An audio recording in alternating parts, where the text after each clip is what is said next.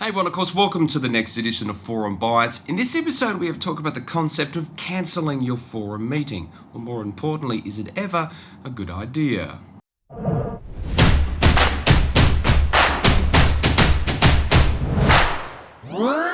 So let's paint the problem for you. You're coming up to your forum meeting and you get a phone call from a couple of your forum members saying, look, some emergencies come up and they can't make the meeting and they're going to request to move that meeting. You follow the normal constitution where anyone who requests moving the meeting must control the conversation and send a request out to all of the forum members. And obviously if everyone can accommodate, great. If they can't, it remains at the original date and that person who requested move just has to leave or miss that particular month's forum. They, of course, naturally send the message out to the group, and a couple of other forum members come in and say to you, thank goodness you sent that out. I was going to tell you I couldn't make it either. Something's come up. Let's have a look at some dates and let's move the forum. You as a great moderator then send out a doodle poll to all of your forum members to work out what date you can move it to. And you suddenly realise that all of the dates you put forward, only 1/3 of your forum can actually turn up to them. So you tell your forum, okay, let's move it back to the original date. And suddenly no one's now available at the original date, primarily because that was soon to be cancelled. So now you've got the situation where only 1/3 of your forum can turn up to any of the dates that you've got.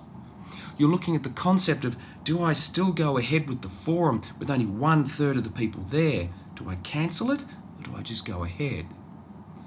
Now, I'm the first to say that I would never cancel a forum meeting.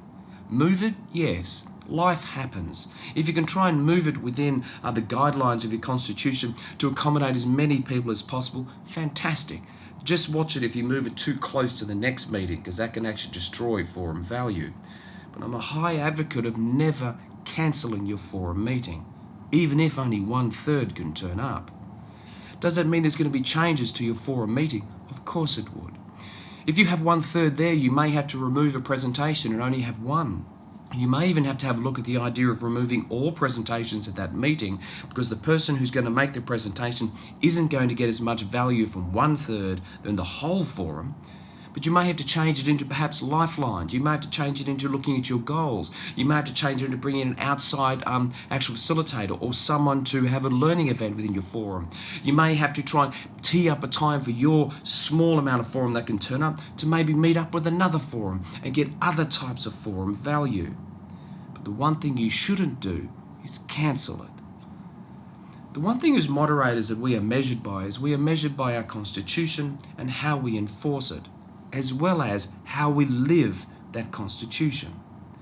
If we say the forum meeting's important and then we just go ahead and cancel it, it's showing the opposite to what the constitution means.